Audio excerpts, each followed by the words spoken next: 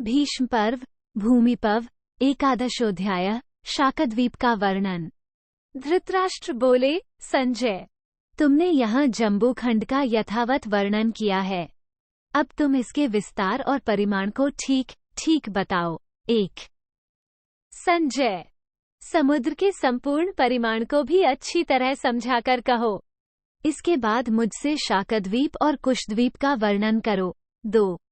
गवलगण कुमार संजय, इसी प्रकार शाल्मलेन द्वीप, क्रौंच द्वीप तथा सूर्य, चंद्रमा एवं राहु से संबंध रखने वाली सब बातों का यथार्थ रूप से प्रतिपादन करो। 3। संजय बोले, राजन, बहुत से द्वीप हैं जिनसे संपूर्ण विश्व परिपूर्ण है। अब मैं आपकी आज्ञा के अनुसार 7 द्वीपों का तथा चंद्रमा, सूर्य और राहु का भी वर्णन करूंगा। 4। राजन, जम्बूद्वीप का विस्तार पूरे 18,600 योजन है।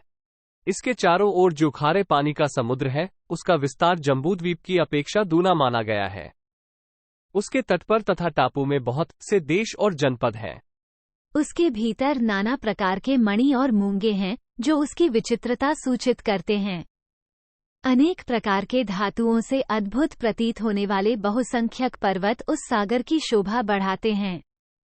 सिद्धों तथा चारणों से भरा हुआ वह लवण समुद्र सब ओर से मंडलाकार है। 5, 7। राजन, अब मैं शाकद्वीप का यथावत वर्णन आरंभ करता हूँ। कुरुनंदन, मेरे इस न्यायोचित कथन को आप ध्यान देकर सुने। 8। महाराज नरेश्वर, वह द्वीप विस्तार की दृष्टि से जम्बूद्वीप के परिमाण से दूना है। भरत श्रेष्ठ, उसका समुद्र भी विभागपूर्वक उससे दूना ही है। 9। भरत श्रेष्ठ, उस समुद्र का नाम क्षीर सागर है, जिसने उक्त द्वीप को सब ओर से घेर रखा है। वहां पवित्र जनपद हैं। वहां निवास करने वाले लोगों की मृत्यु नहीं होती। 10। फिर वहां दुर्भिक्ष तो हो ही कैसे सकता है? उस द्वीप के निवासी क्षमाशील और तेजस्वी होते हैं। भरत श्रेष्ठ महाराज, इस प्रकार शाकद्वीप का संक्षेप से यथावत वर्णन किया गया है। अब और आपसे क्या कहूं? 11। धृतराष्ट्र बोले, महाबुद्धिमान संजय, तुमने यहां शाकद्वीप का संक्षिप्त रूप से यथावत वर्णन किया है। अब उसका कुछ विस्तार के साथ यथार्थ परिचय दो। 12। संजय बोले, राजन, शाकद्वीप में भी मणियों से विभूषित 7 पर्वत हैं। वहां रत्नों की बहुत सी खानें तथा नदियां भी हैं। उनके नाम मुझसे सुनिए। 13। जनेश्वर, वहां का सब कुछ परम पवित्र और अत्यंत गुणकारी है। वहां का प्रधान पर्वत है मेरु, जो देवशियों तथा गंधर्वों से सेवित है।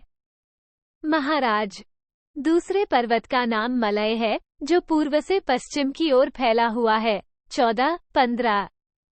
मेघ वहीं से उत्पन्न होते हैं, फिर वे सब ओर फैलकर जल की वर्षा करने में समर्थ होते हैं।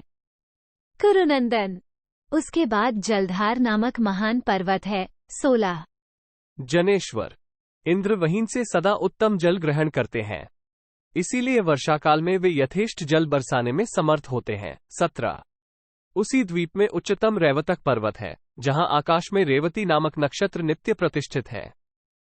ये ब्रह्मा जी का रचा हुआ विधान है। 18।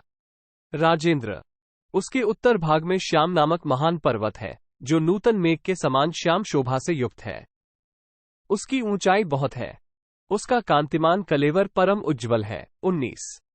जनपदेश्वर, वहां रहने से ही वहां की प्रजा श्यामता को प्राप्त हुई है। 19। धृतराष्ट्र बोले, सूतपुत्र संजय, ये तो तुमने आज मुझसे महान संशय की बात कही है। भला वहां रहने मात्र से प्रजा श्यामता को कैसे प्राप्त हो गई? 20। संजय ने कहा, महाराज कुरुनंदन, संपूर्ण द्वीपों में गौर, कृष्ण तथा इन दोनों वर्णों का सम्मिश्रण देखा जाता है। भारत, ये पर्वत जिस कारण से श्याम होकर दूसरों में भी श्यामता उत्पन्न करने वाला हुआ, वो आपको बताता हूं। यहां भगवान श्री कृष्ण निवास करते हैं, अतः उन्हीं की कांति से ये स्वयं भी श्यामता को प्राप्त हुआ है और अपने समीप रहने वाली प्रजा में भी श्यामता उत्पन्न कर देता है। 21, 22। कौरवराज, श्यामगिर के बाद बहुत ऊंचा दुर्ग शैल है। उसके बाद केसर पर्वत है, जहां से चली हुई वायु केसर की सुगंध लिए बहती है। 23। इन सब पर्वतों का विस्तार दूना होता गया है। कुरुनंदन। मनीषी पुरुषों ने उन पर्वतों के समीप 7 वर्ष बताए हैं। 24। महामेरु पर्वत के समीप महाकाश वर्ष है। जलद या मलय के निकट कुमुदोत्तर वर्ष है। महाराज। जलधार गिरि का पार्श्ववर्ती वर्ष सुकुमार बताया गया है। 25। रैवतक पर्वत का कुमार वर्ष तथा श्यामगिरि का मणिकांचन वर्ष है। इसी प्रकार केसर के समीपवर्ती वर्ष को मोदाकी कहते हैं। उसके आगे महापुमा नामक एक पर्वत है। 26। वो उस द्वीप की लंबाई और चौड़ाई सबको घेर कर खड़ा है। महाराज। उसके बीच में शाख नामक एक बड़ा भारी वृक्ष है जो जम्बूद्वीप के समान ही विशाल है। महाराज। वहां की प्रजा सदा उस शाकवृक्ष के ही आश्रित रहती है। वहां बड़े पवित्र जनपद हैं। उस द्वीप में भगवान शंकर की आराधना की जाती है। 27-28। राजन। भरतनंदन। वहां सिद्ध, चारण और देवता जाते हैं। वहां के चारों वर्णों की प्रजा अत्यंत धार्मिक होती है। 29।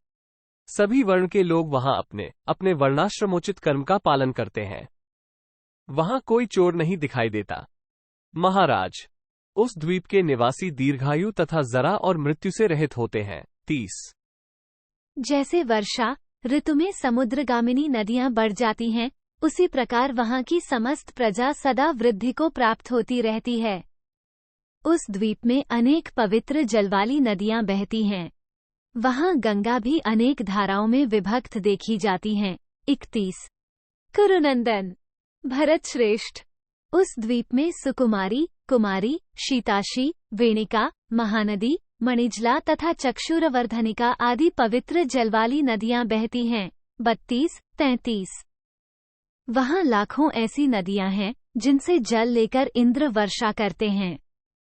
उनके नाम और परिमाण की संख्या बताना कठिन ही नहीं, असंभव है। वे सभी श्रेष्ठ नदियां परम पुण्यमयी हैं। उस द्वीप में लोक सम्मानित 4 पवित्र जनपद हैं। 34-35। उनके नाम इस प्रकार हैं: मंग, मशक, मानस तथा मंद। नरेश्वर। उनमें से मंग जनपद में अधिकतर ब्राह्मण निवास करते हैं। वे सब के सब अपने कर्तव्य के पालन में तत्पर रहते हैं। 36। महाराज। मशक जनपद में संपूर्ण कामनाओं के देने वाले धर्मात्मा क्षत्रिय निवास करते हैं।